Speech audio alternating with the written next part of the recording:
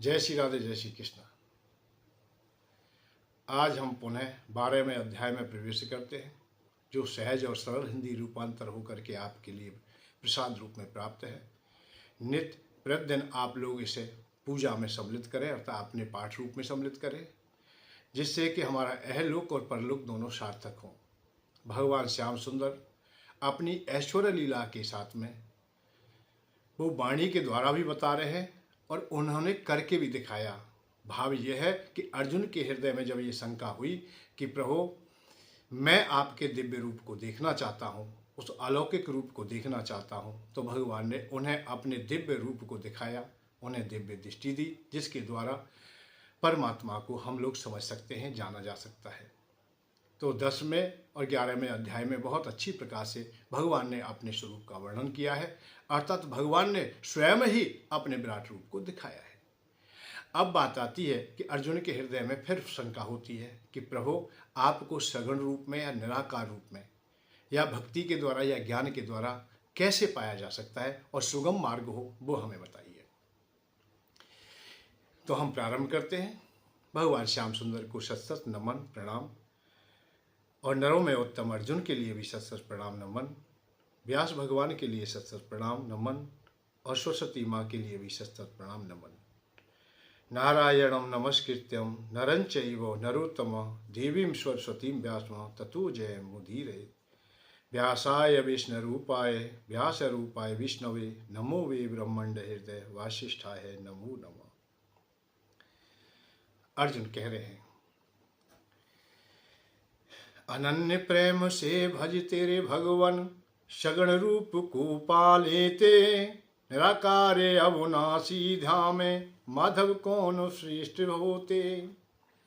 हे माधव, जो अनन्य प्रेम से भक्ति के द्वारा आपको जो प्राप्त करते हैं अर्थात भजते हैं, वो सगुण रूप में आपको पा लेते हैं, अर्थात जैसे रूप में आपको देखना चाहते हैं वही रूप स्वरूप उनको प्राप्त हो जाता है, अर्थात वो आपको प्राप्त कर लेते हैं। और निराकार जो रूप है तुम्हारा, अविनाशी रूप है, उसे ध्यान में लाते हैं माधव। इनमें से परंतु कौन सा श्रेष्ठ है और किस प्रकार से कौन श्रेष्ठ पाना चाहिए। देखिए, यहाँ अर्जुन की जो शंका है बहुत ही अच्छी शंका है, और अर्जुन के हृदय की शंका क्या है, वो हमारी शंकाओं का समाधान है, आने वाले युग की शंकाओं का समाधान है। भक्ति और ज्ञान में भेद क्या है। सत्य बात तो ये है कि जो भगवान बता रहे हैं वही चलो विवरण चलेंगे, परंतु भक्त बहुत सरल हो जाता है, सहज हो जाता है, जिम्मेदारियां उस पर स्वाभाविक नहीं रहती हैं, और ज्ञानी अपनी जिम्मेदारी लेके चलता है। विशेषता से तो हम लोग यही दो बात समझेंगे कि भक्त तो अपने को उड़ेल के चलता है और ज्ञानी अपने को संभाल के चलता है। भक्त को भगवान खोजने नहीं पड़ते हैं और ज्ञानी भगवान को खोजते हैं कि जैसे भी प्राप्त हो, जहाँ भी प्राप्त हो, भगवान को खोजता है, वो भागता है, दौड़ता है। भागने दौड़ने का भाव है कि वो ज्ञान की, तत्व ज्ञान की ओर चलता है, ध्यान समाधि की ओर चलता है, और परमात्मा को ही हर अवस्था में वो खोजता है। भक्त को खोजने की आवश्यकता नहीं होती, क्योंकि वो अपने को केवल उड़ेलता है, उसके हृदय में कोई चाह होती भी नहीं। भक्त के हृदय में मोक्ष की चाह होती नहीं, भगवान को पाने की भी चाह नहीं होती, क्योंकि वो भक्त तो कभी अपने को अलग स्वीकार करता ही नहीं है। खाना पीना, उठना बैठना, बोलना चालना सब ऐसा लगता है उसे कि मैं भगवान के साथ ही कर रहा हूँ। इसलिए ही तो जो भक्त होते हैं वो भगवान को भोग लगाते हैं, उनको शयन कराते हैं, उनको स्नान कराते हैं, जो जो जो क्रियाएं संसारिक होती हैं सहजता से उनमें वो सम्मिलित हो जाते हैं, अतः भगवान को भी सम्मिलित कर लेते हैं, सहभागी हो जाते हैं। और भक्त के हृदय में तो केवल एक ही है, जब कभी भी उसे ऐसा लगता है कि भगवान मुझसे अलग हैं, तभी वो रोने लगता है। उसके हृदय में करुणा के भाव उत्पन्न हो जाते हैं, करुणा के आंसू आ जाते हैं, हृदय में प्रेम और प्रफुल्लता भर जाती है। और जब प्रेम आता है तो भगवान के हृदय में भी प्रेम उमड़ जाता है, मातृभाव उमड़ जाता है, ममता उमड़ जाती है। जैसे एक अलवाई गाय अपने बछड़े के लिए भागती है, ऐसे ही भगवान भक्त के लिए भाग के आ जाते हैं, क्योंकि भगवान को हमेशा प्रेम प्यारा है। पुन पुन सत्य कहूँ तो पाई, मोए सेवक सम प्रिय कोई नहीं। भगवान कह रहे हैं कि मुझे सब प्रिय हैं, सब अच्छे लगते हैं, पर सेवक के समान, भक्त के समान मुझे कोई प्यारा नहीं लगता। सब मम प्रिय सब मम उपजाए, सब ते अधिक मनुज मोय भाई। तह मऊ ध्वज ध्वज मैं सुतधारी, तह मऊ धर्म निगम अनुसारी, तह मऊ पुन विरक्ति पुन ज्ञानी, ज्ञानी तेव अति प्रिय विज्ञानी। भगवान एक एक पग पर चलते हैं और सबकी बड़ाई करते चलते हैं कि मुझे ये भी प्यारा है। पहली बात तो ये सब प्यारे, सब मम प्रिय सब मम उपजाए, सभी मेरे प्रिय है, किसी से मेरा द्वेष नहीं है, क्योंकि मैंने सबको उत्पन्न किया है। जैसे एक पिता के विपिन को मारा, अनेकों पुत्र होते होए पृथक गुणशील विचारा। कोई पंडित, कोई तापस ज्ञाता, कोई धनवंत सूर्य, कोई दाता, कोई पित वचन भगत वचन मन कर्मा, सपने उजान दूसर धर्मा। सो सुत पिय पितु प्राण समाना, यद्यपि सो सब भांत आयाना। जो पिता के सानिध्य में रहता है, पिता के लिए समर्पण है, नौछावर है, वो पिता को प्रिय है, चाहे वो अज्ञानी क्यों ना हो। ऐसे ही भगवान कह रहे हैं कि जो मेरा अनन्य भक्त है, मेरी ओर प्रेम रखता है, मैं उसकी ओर प्रेम रखता हूं, उसका ध्यान मैं रखता हूं। तो भक्त में तो बहुत आनंद आता है भक्ति में, क्योंकि भक्ति में कर्म योग समाया होता है। करते हुए भी जो भी कार्य कर रहा है वो प्रभु को समर्पण करके करता है, वो नौछावर होके करता है। हृदय में करुणा होती है, और जब करुणा के आंसू आते हैं तो भगवान दौड़ के चले आते हैं। जब तुम्हारे आंसू आए, प्रेम के होने चाहिए। दुख के आंसू तो बहुत देख लिए, संसार के आंसू तो बहुत देख लिए, उन्होंने बहुत तोड़ा है, हमें बहुत भटकाया है।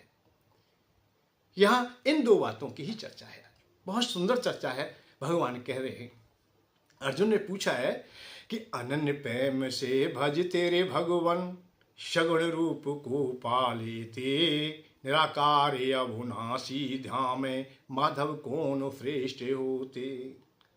मन को एक निरंतर मुझ में, भगवान कह रहे हैं, मन को एक निरंतर मुझ में, सगुण रूप परमेश्वर जान, अतिशय श्रद्धा श्रेष्ठ युक्त हो, योगी तू अति योगी मान। मन को एकाग्रित कर करके सगुण रूप में मुझे परमेश्वर को ही भजे, अर्थात मुझको अपने को समर्पित कर दे। ये अतिशय श्रद्धा और भक्ति की बात है। भक्ति श्रेष्ठ है, अच्छी है। अरे मन बुद्धि से पारे एक रस, अचल नित्य है मेरा रूप, सर्वव्यापी हूँ निराकार है, ना कहने में वाणी रूप। मेरा सर्वव्यापी रूप है, वाणी के द्वारा नहीं कहा जा सकता है। जैसे आकाश को हम शब्दों के घेरे में नहीं ले सकते, बाहों के घेरे से हम आकाश को बटोरना चाहे तो नहीं है। इसीलिए भगवान को निराकार कहा है, अच्युत कहा है, अखंड कहा है, अभेद कहा है। नाना प्रकार के जो जितने भी भगवान के स्वरूप है वो अथा है, जिनकी कभी था नहीं पाया जा सकता। और जो ध्यान निरंतर एक भाव से, भूत निरंतर हेतु रहते, मुझे अविनाशी परम ब्रह्म को, अर्जुन योगी पाले थे। जो ध्यान निरंतर धारण करते, एक भाव से एक निष्ठ होकर के भक्ति को धारण करते, वो मुझे निश्चित पा लेते। और मुझ में आसक्ति चित्त वाले, करे परिश्रम कष्ट महान, निराकार को खोजे रे अर्जुन, पावे खोजे कष्ट महान। यह भगवान कह रहे जो ज्ञानी पुरुष होते हैं या अशांत चित्त वाले होते हैं, वो बहुत परिश्रम करते हैं, मुझे खोजने के लिए बहुत मेहनत करते हैं। मुझे अविनाशी को, निराकार को खोजने के लिए उन्हें बहुत कुछ करना पड़ता है। निराकार को खोजे रे अर्जुन, पावे खोजे कष्ट महान। वैसे एक बात और है कि ज्ञानी को खोजने में तो मेहनत करनी पड़ेगी। अरे भक्त तो जहाँ है वहीं है, और ज्ञानी उन्हें खोजने के लिए जा रहा है। आपको घर से कहीं जाना पड़े, आपको मजदूरी करने के लिए जाना पड़े, या ज्ञान प्राप्त करने के लिए किसी भी वस्तु प्राणी को प्राप्त करने के लिए जाना पड़े, तो आपको कष्ट तो उठाना पड़ेगा। परदेश कलेश नरेशन को, भाई परदेश में जाना अर्थात दूसरे की क्रियाओं में जाना, तो वहाँ तो कष्ट होंगे। पर भक्त के पास ऐसा नहीं है। भक्त की मजदूरी स्वाभाविक ही घर पर ही हो जाती है, अर्थात जहाँ है वहीं हो जाती है, उसकी जीविका वहीं चल जाती है, वो कहीं भी खोजने के लिए नहीं जाता। इसलिए उसको कष्ट बहुत उठाने पड़ते हैं। सब कर्मों को मेरे अर्पण, मेरा भक्ति शरण होवे। सगुण रूप परमेश्वर मुझको भक्ति योग चिंतन होवे। जो सगुण रूप में मुझे परमेश्वर को जो चाहते हैं, वो भक्ति के द्वारा अर्थात श्रद्धा के द्वारा अपने को समर्पण करके, न्यौछावर करके और सब कर्मों को मेरे लिए समर्पित न्यौछावर करके मुझे प्राप्त कर दे। और मुझ में चित्त लगा ले रे अर्जुन, भक्ति प्रेम को पा लेते, उसका मैं उद्धार करूँगा, हृदय बीच बसा लेते। उनका मैं निश्चित रूप से उद्धार करता हूँ, अर्थात अपने हृदय में बसा लेता हूँ जो मुझ में। और मन बुद्धि को मुझ में लगा ले, हृदय बीच बसा लूँगा, हृदय में ना शंका रे अर्जुन, जो चाहे वो दे दूंगा। मन बुद्धि चित्त को मेरे में लगा ले, अर्थात मुझे अपने हृदय में बसा ले, फिर कोई भी शंका नहीं रहती है, उनको मैं सब कुछ देने वाला हूँ। मन को निरंतर, मन कोई तेरे कर ना पावे, तो अभ्यास निरंतर कर, अभ्यास करे गारे से धीरे पावे, श्रवण कीर्तन भक्ति कर। और सरलता क्या है, देख भक्ति के कार्य तो बहुत कुछ है। मन नहीं लग रहा है, भगवान के भजन में मन नहीं लग रहा है, तो अभ्यास कर। 1 माला करिए, 2 माला कर, 3 माला कर, 4 कर, ऐसे अभ्यास धीमे धीमे धीमे धीमे अभ्यास बढ़ा दे। आपकी स्वाभाविक ही रुचि हो जाएगी, आप सहजता से ही उसी क्रम में पड़ जाओगे। जो किवदंती सत्य, सत्य कैसे होती है, किवदंती सत्या मति सा गति भवेद। जैसा हम संग करेंगे, जैसा हम व्यवहार बनाएंगे, जैसा हम निरंतर अपने दिनचर्या में रखेंगे, उसके हम सने सने आदि हो जाएंगे। जैसा हम रहते हैं, जहाँ हम खाते हैं, जहाँ पहनते, आपने कभी अनुभव किया होगा, जिस घर में सोते हो आप लोग, आपको दूसरी जगह कहीं भी वो रुचि नहीं आती, चाहे वो कैसा भी व्यवस्था वाला है। ये नहीं कह रहा कि अच्छी व्यवस्था है या कम व्यवस्था है। उसी पलंग पर आपको अच्छी नींद आएगी जिस पे आप लोग रोजाना सोते हो, वही कमरा, वही पलंग। और पलंग का भी वो हिस्सा, अभी आश्चर्य तब होगा, पलंग का भी वो हिस्सा या डबल बेड है तो एक ही हिस्से पर, आधे पर ही तुम निरंतर सोते हो और वही अच्छा लगता है तुम्हें, जबकि पलंग एक ही है। तो ये तुम्हारा क्या है कि निरंतर रहते रहते अभ्यास में आ जाता है। ऐसे ही भगवान यहां कह रहे हैं, यदि तेरा मन नहीं लगता है तो अभ्यास को बढ़ा दे। भगवान की भक्ति के जो कार्य है, कार्य क्षेत्र को बढ़ा दे। कथा सुन, कथा पढ़, हवन यज्ञ कर, वैसे साधारण जो भी काम करते हैं मन कर, भगवान की पूजा कर, नाम जप कर।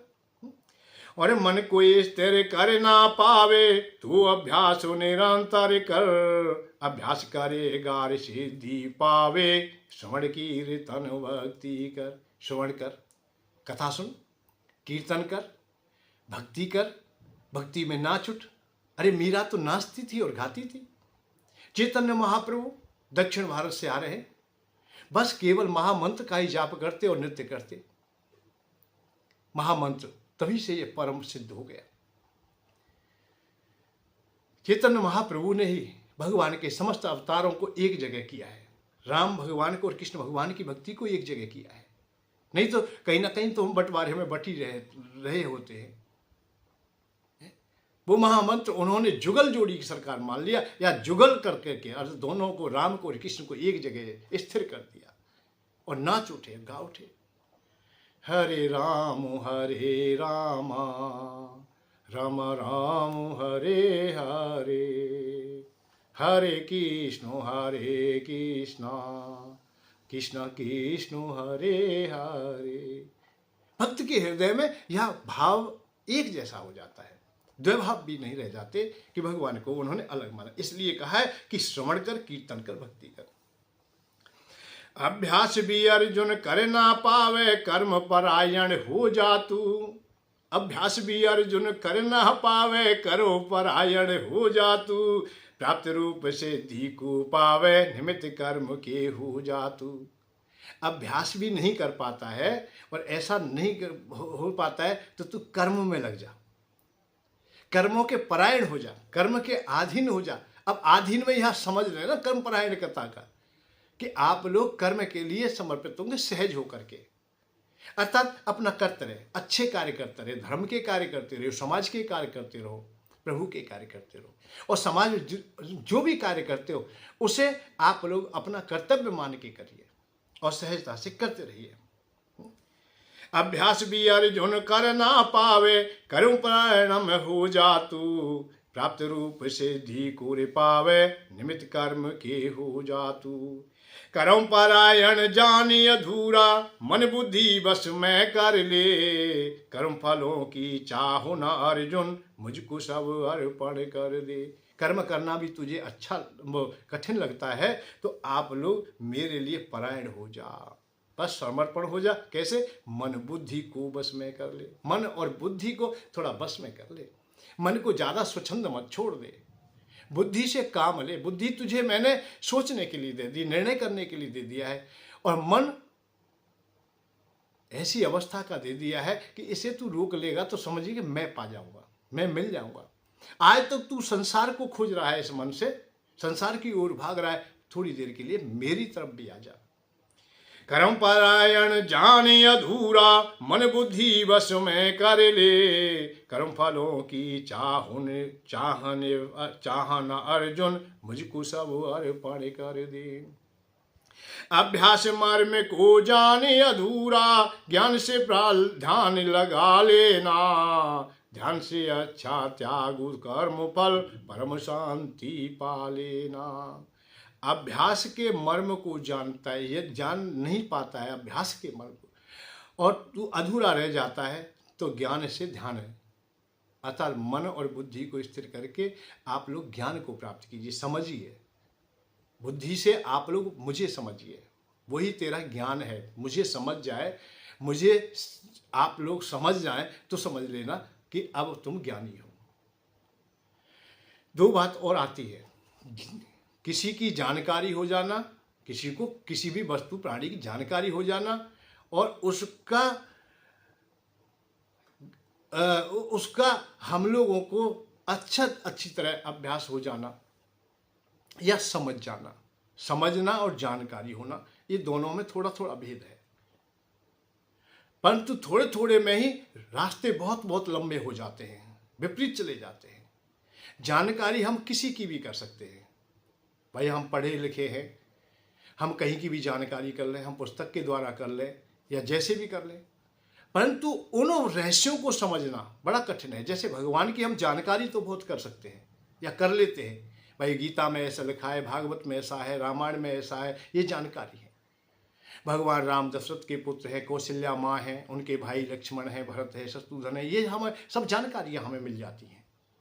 परंतु भगवान राम को समझना बड़ा कठिन है, परमात्मा को समझना बड़ा कठिन है, जानकारी चाहे हो जाए। अभ्यास मर्म को जाने अधूरा, ज्ञान से ध्यान लगा लेना और ध्यान से सिद्धि, ध्यान से अच्छा त्याग कर्म फल, परम शांति पा लेना। फिर अंत में यही बात है कि आप लोग कर्म फल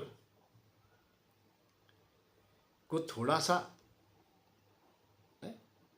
अपने से थोड़ा सा त्याग भावना में लेकर के परम शांति की ओर जा रहा, पर काम कर, कर्म कर अच्छा, ध्यान से अच्छा कर्म फल। ध्यान में क्योंकि अधूरा है तो ध्यान में चित्त नहीं लगेगा, काम करते करते हो सकता है कि ध्यान लग जाए। यहाँ थोड़ा सा इशारा ऐसा समझेंगे आप लोग कि हम लोग संसार में रहे और संसार में रहते हुए हम संसार के भोगों को सम्मिलित करते हुए परमात्मा को समझें, मतलब भोग से योग की ओर चले। जैसे हमें अपने पिता से प्रेम करना है, कर्तव्य है, तो प्रेम को हम आगे बढ़ाते चले जाएं तो वो उनके द्वारा हम लोगों को सिद्धियां प्राप्त हो जाती हैं। माता से हमें प्रेम है क्योंकि, और उसमें कर्तव्य भी सम्मिलित है। काम कर्म कर्तव्य तीनों बराबर में हमारे साथ में चलते रहेंगे और उनके प्रति हमारी निष्ठा बनी रहे। पत्नी है हमारी, पत्नी हमारी प्रियसी है, हमारी प्यारी है और हम उनसे प्रेम करते हैं, परंतु संसार का काम क्या है कि उसके साथ में हमारा संग भी होता है। वो हमारी पत्नी है, उससे हमें संतति भी प्राप्ति होती है, हमें काम की वेदना को भी शांति मिलती है, जबकि वो पत्नी प्रेम भी कर रहे हैं हम लोग। एक बच्चों के लिए खिलौना आता था, पहले मिठाई का बना होता था और बच्चे उसे घुमाते थे, उंगलियों में फंसा घुमाते थे। तो जब वो घूमता तब कहते थे कि खेल लो, खिला लो, फूट जाए तो खा लो। मतलब खेल लो, खा लो, फूट जाए तो खा लो। ऐसे ही कर्मी योग की अवस्थाएं आ जाती है और भक्ति योग की आ जाती है कि जो क्रियाएं चल रही हैं वो संसार के साथ में भी चले। भगवान का भोजन लगा रहे हो आप लोग, भाई भोग लगाया है आपने, तुलसी दल रखा है, सब कुछ रखा है वहाँ, और भगवान से प्रार्थना भी की है। अब भगवान का भी भोग लग गया है और हमें भी प्रसादी प्राप्त हो गई है। अर्थात दोनों को सम्मिलित करते हुए भगवान यहाँ ये इशारा करते हैं कि आप लोग निष्ठावान होकर के संसार के कर्म करके भी मुझे प्राप्त कर सकते हैं। अपराध क्षमा करने में सक्षम, इंद्रिय बस में जो कर ले, योगी निश्चित मन वाला हो, मेरा भक्त मुझे पाले। अपराध क्षमा करने में सक्षम, इंद्रिय बस में जो कर ले, योगी निश्चित मन वाला हो, मेरा भक्त मुझे पाले। अपराधों को क्षमा कर दे, क्षमा भाव तुम्हारे हृदय में उत्पन्न हो जाए, व्यर्थ के द्वंद्व तत्काल खत्म हो जाएंगे। इंद्रियों को वश में कर ले, योगी निश्चित ही मन वाला होगा, स्थिर मन वाला होगा और मेरा भक्त होगा, मुझे पालेगा। उद्वेग नहीं है जिससे अर्जुन, उससे सभी सुखी होंगे। उद्वेग हर्ष भय रहते हो अर्जुन, मेरे प्रिय सुखी होंगे। उद्वेग नहीं है जिससे अर्जुन, उससे सभी सुखी रहेंगे। जो किसी से उद्वेग नहीं है, किसी से द्वेष नहीं करता, किसी से भयभीत नहीं है, किसी को परेशान नहीं करता, तो वो क्यों परेशान होगा या उसे कौन परेशान करेगा। उसके हृदय में भी उद्वेग उत्पन्न होगा ही नहीं, वो शांत चित्त रहेगा, हर्ष भय रहित हो जाता है। हर्ष उद्वेग का भाव है कि कोई अपने में आए नहीं। जब हम लाभ नहीं चाहते तो हानि से भी हमें कोई मतलब नहीं। लाभ चाहता है तभी हानि की बात आएगी, मान चाहता है तभी अपमान की बात आएगी, सुख चाहता है तभी पीड़ा की बात आएगी। और चतुर शोध बाहर भीतर से, इच्छा पक्ष रहित हो जा, प्रिय भक्त भू मेरा अर्जुन, कर्मों को त्याग सुखी हो जा। जो चतुर होते हैं, चतुर बुद्धि वाले होते हैं, बहुत अच्छे होते हैं, तो अपने को भीतर और बाहर से एक जैसा कर लेते हैं, अर्थात सहज हो जाते हैं, बिल्कुल पवित्र हो जाते हैं, अपने को साफ और स्वच्छ कर लेते हैं।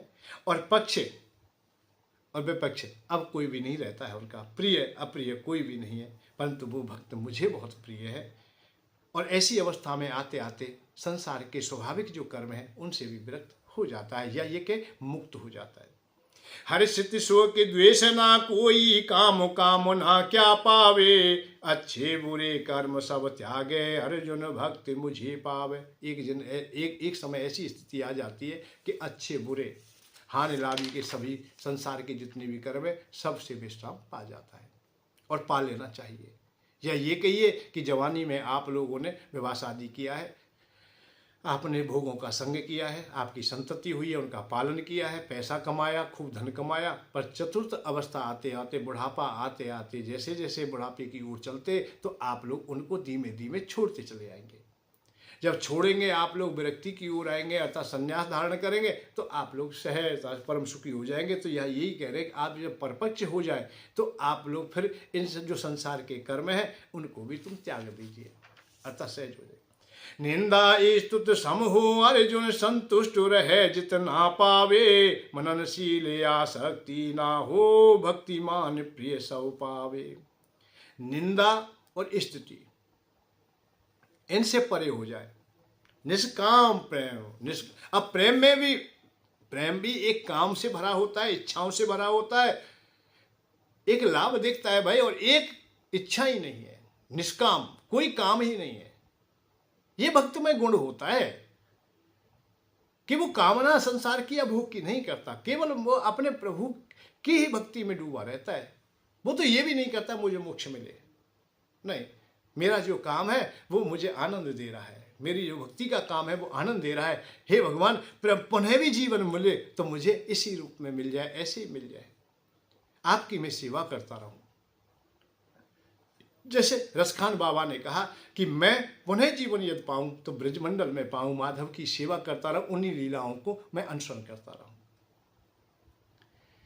और मानस हो तो वही रस खाने बसों, ब्रज गोकुल गाँव के ग्वारन, और पाहन हो तो वही रस गिर ब्रज को, और पाहन हो तो वही गिर को जो धर्यो कर छत्र पुरंदर कारण, झूखग हो तो बसेरो करो मिल कालिंदी कूल कदम की डारन। और जो पस हो तो कहावस मेरो चरो नित्यानंद की धेन मजारन, चरो नित्यानंद की धेन मजार। यस खान बाबा कह रहे यदि मुझे मानव को जीवन मिले तो मुझे यही मिले, मुझे पखेरु का जन्म मिले तो यही मिले, पाहन का भी, अतः जड़ चैतन्य और जड़ की भी बात कह दी उन्होंने। यदि पत्थर भी बनूं तो गिरिराज जी की तरह टिमी रहूं।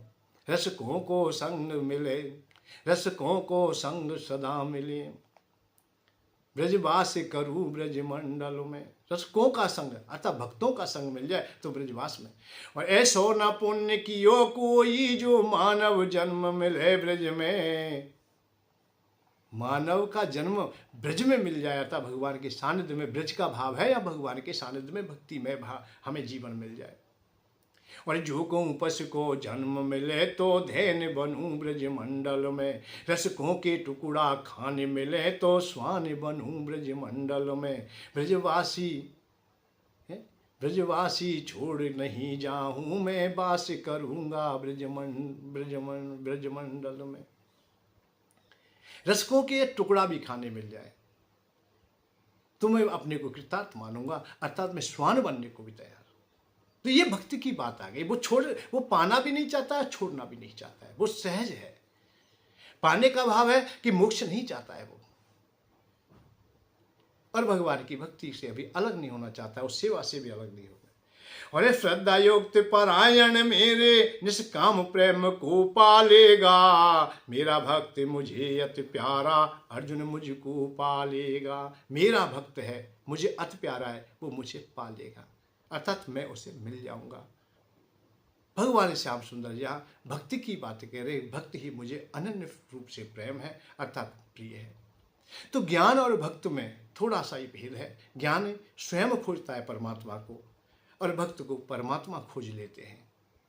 मीरा के पास स्वाभाविक भगवान आ गए, सूरदास बाबा के पास स्वाभाविक आ गए, रसखान बाबा के पास स्वाभाविक आ जाए, वो अनुभव कर लेते हैं। यदि भगवान का अनुभव करना है आपको तो उनकी लीलाओं में डूब जाइए, उनकी क्रियाओं में डूब जाइए। उन्होंने जो कहा है उसको स्वीकार कीजिए। सबसे पहले हमारे हृदय में दृढ़ता और विश्वास हो जाए कि हम लोग जो काम कर रहे हैं वो सही है, हमारा मार्ग सही है। जहां कहीं संशय हो जाएगा, संशयात्मक विनश्यति, संशय उत्पन्न होते ही विनाश की ओर चले जाते हैं। हम लोगों में आज क्या अभाव होता है कि हम लोग भक्ति तो करते हैं, हम गुरुजनों की शरण में भी जाते हैं, उनकी सेवा भी करते हैं, दान पुण्य आदि का भी कार्य करते हैं, परंतु हम स्थिर नहीं हो पाते। आज इधर गए हैं, कल दूसरी तरफ चले जाते हैं। आज इस देवता की पूजा कर रहे हैं, कल दूसरे की कर रहे हैं। विश्वास अविश्वास, विश्वास अविश्वास में ही जीवन हमारा चला जाता है। आज हमें ये वक्ता अच्छा लग रहा है, कल हम दूसरे के पास चले गए। आज ये गुरु अच्छा है, कल वो अच्छा है। अब इसका कारण क्या है? कारण तो ये है, पहला कारण तो यही है कि आप स्वयं हृदय में इतनी कामनाएं लिए बैठे हो कि आपका मन स्थिर है ही नहीं। भाग दौड़ कर रहे हो निरंतर। किसी ने भी बता दिया कि वहां जाओगे वो गुरुजी बहुत बढ़िया है, तो वहीं पहुंच गए आप लोग। दूसरी बात यह है कि जो गुरुजी बता रहे वो तुम्हारे मन की बात को भी नहीं समझ पा रहे, तुम्हारी पीड़ा को नहीं समझ पा रहे, तुम्हें भी रास्ता वो विपरीत बता रहे हैं। आप शांति की खोज में गए हो, वो राग की खोज बता रहे हैं। आप राग लेने के लिए गए हो, अर्थात हम संसार के भोग प्राप्त करें, ऐसी कामना है हमारे हृदय में। हमारा विवाह हो जाए, हमें पुत्र की प्राप्ति हो, पुत्र की प्राप्ति हो, हमें पत्नी की प्राप्ति हो, हमें धन मिल जाए, हमें संपदा मिल जाए, हम ऋणी हैं, ऋण से पूर्ण हो जाए, हम कामना लेकर के गए। परंतु उन्होंने हमें वैराग्य दे दिया। वैराग्य हमारे काम नहीं आया, क्योंकि वैराग्य तो हम लेना चाहते ही नहीं थे, हम वैराग्य की ओर जा ही नहीं रहे थे, पर वैराग्य हमें दे दिया। पश्चाताप और बढ़ जाता है कि हमारे हृदय में उनकी वाणी अच्छी प्रकार से ना बैठी, परंतु देखते हैं कि जो सुना रहा है उनके हृदय से वाणी निकली ही नहीं थी, निकली नहीं थी, इसलिए उनके हृदय में बैठी नहीं। यदि वाणी हृदय से निकली होती तो निश्चित बैठ जाती, क्योंकि वहां भी वैराग्य नहीं था, पर वैराग्य की बात तो बता दी। परम ज्ञान की चर्चा तो कर दी। हृदय में जो कामनाएं थी ना तो अपनी खुल के बताई और न दूसरे की सुनी। जितने लोग कथा सुन रहे हैं उनकी पीड़ा कोई नहीं सुनता, और सुनना आप लोग उनकी पीड़ा भी नहीं चाहते। वो केवल अपनी तरीका से अपना धर्म अपना करके भयभीत करके आपको कि आप दान दोगे तो आपको करोड़ों मिलेंगे, सुखी हो जाएंगे, आपको बल मिलेगा, आपको शक्ति मिलेगी, ये होगा वो होगा, बहुत कुछ बताना पड़ता है दान लेने वालों को। बहुत मिथ्या झूठ भी बोलना पड़ता है। अब सच सच कहे तो वो आप देंगे भी नहीं, उनका भी कसूर कम है। कसूरवार तो है वो भी अपराधी है, क्योंकि भगवान की शाला खोल रहे हैं हम लोग, हम गौशाला खोल रहे हैं, हम वृद्धशाला खोल रहे हैं, हम दानी हैं, हम दान करते हैं, हम भंडार कर रहे हैं, भंडारे चल रहे हैं। भैया भंडारे पैसा, अरे भंडारा तू कर रहा है, पैसा मैं क्यों दूं भाई? गौशाला तुम खोल रहे हो, हम क्यों दें? मंदिर तू बना रहा है, हम क्यों दें? परंतु उनकी नाना प्रकार की युक्तियां और विधियों के द्वारा वो भी झूठ बोल के पैसा लेते हैं। और आप लोग भी उसी लोभ की चाहों में कि हम तो परेशान हैं भैया, हमारे पास करोड़ों का कर्जा है, अब हजारों हम दे दें, 1500 रुपये तो कोई बात भी नहीं है, हमारे करोड़ तो पट जाएंगे। लाख दे दिए हैं, कम से कम 99 लाख तो बचेंगे हमें। यदि तुम्हें ये पता पड़ जाए कि अब तुम पे 1 लाख रुपया का कर्जा है और तुमने ये 100 रुपये दान किए तो 2 लाख रुपया कर्जा हो जाएगा, या तुम्हारे असाध्य रोग हो जाएंगे, तुम्हारा पुत्र या पत्नी बिछुड़ जाएंगे, ये मालूम ये कोई बताए तुम्हें, तो कल से दान नहीं करोगे, बिल्कुल नहीं दोगे। वैसे दान नहीं है, शुल्क ही है, तुम्हें अच्छी बात बता रहे हैं, उसका शुल्क है। दान की प्रक्रिया अलग है जो स्वाभाविक ही आनंद देता है। दान में कर्तव्य होना चाहिए, दान में सबसे पहले कर्तव्य होना चाहिए, कर्तव्य का बोध होना चाहिए। हम किसे दान दे रहे हैं और क्यों दे रहे हैं, क्या आवश्यकता है दान करने की, समय के अनुसार सहायता करना अलग बात, देश के लिए करें, धर्म के लिए करें, गरीब के लिए करें, किसी असहाय के लिए करें, ये कर्तव्य है तुम्हारा, कोई बात नहीं, अच्छा करना चाहिए। पर दान परम दान तो तब होगा जब आप लोग संतुष्ट होंगे, पहले पूर्ण होंगे। अधूरे से दान नहीं होता है, अधूरे का चित्त तो उस पीड़ा में है।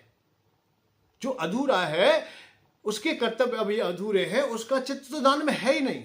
राजा हरिश्चंद्र दानी है, बहुत अच्छा दान करते हैं, उन्होंने बहुत कुछ दान किया और दान करते करते वो ऋणी हो गए, कर्जदार हो गए। जब कर्जदार हो गए, कर्ज कैसे भी नहीं दे पा रहे, तो उनके पास भारी संपत्ति थी, एक कीमती संपत्ति थी। जैसे आज कोई कर्जा हो जाता है, धरती माँ को बेच देते, ऐसे उन्होंने अपनी पत्नी को बेचा, पैसा आ गया। ऋण देने की तीव्रता थी कि कैसे मैं ऋण से पूर्ण हो जाऊं, पैसा उनके पास आया, कम पड़ा है, अपने पुत्र को भी बेचा, अपने को भी बेच दिया। परंतु कहीं भी ऐसी पंक्ति नहीं मिली मुझे कि जब पैसा आया उनके पास, पत्नी को बेच करके या पुत्र को बेच करके या अपने को बेच करके उन्होंने दान किया हो, या कर्जदार थे तब वो कहीं दान कर रहे थे, नहीं, केवल कर्तव्य का पालन ही तुम्हारा शेष रह जाता है। कर्जदार हो तुम, स्वयं ही कर्जदार हो, तो दान क्यों दे रहे हो भाई? क्योंकि तुम्हारा चित्त कभी भी शांत ना हो सकेगा, सही मार्ग खोज ना सकेगा, वो अधूरा रहेगा। वो खोज रहा है लेना, तो देने की परंपरा तो आ ही नहीं सकती है। देने की परंपरा तब आएगी जब तुम्हें अरुचि हो जाएगी, तुम पूर्ण हो जाओगे, तुम्हारी आवश्यकताएं सम हो जाएंगी, सहज हो जाएंगी। भोजन की थाली को तुम तभी छोड़ोगे जब तुम पूर्ण हो जाओगे, रुचि बढ़ जाएगी। जब तक आप लोग भूखे हो तो पत्तल खींचोगे अपनी तोर। यदि पंगत में पत्तल नहीं मिली है तुम्हें, तो आवाज लगाओगे मुझे एक पत्तल दे जा, जबकि भूख लग रही है, भोजन चाहिए था, पर पत्तल मंगा रहा है, पत्तल दे जा मुझे। क्योंकि वो जानता है कि पत्तल से ही प्रारंभ होगा भोजन का आना।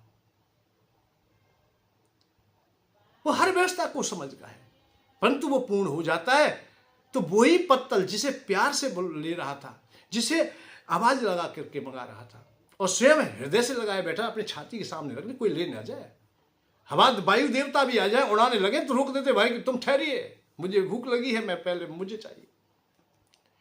और भोजन पूर्ण होने के बाद उस पत्थर को लोष्ट की भांति फेंक देते हैं, कोई भी प्रयोजन लेस मात्र भी कहीं शेष रह जाता हो तो बताइए। तो जो प्राप्त हो गया है तो स्वाभाविक वैराग्य में समा जाता है वो।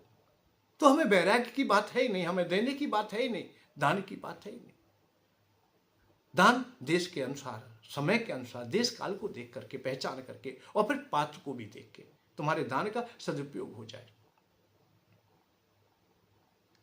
जब तक आप लोग कर्तव्यों के काल, यहां विशेष बात केवल कर्तव्यों के पालन की है, कर्तव्य का पालन करें। तुम्हारे दरवाजे पे कोई आया है, भूखा है, अपनी आधी रोटी दे दीजिए। एक रोटी है तो आधी उसका भी अधिकार हो गया, उसको संतुष्ट कीजिए, ये तुम्हारा कर्तव्य है।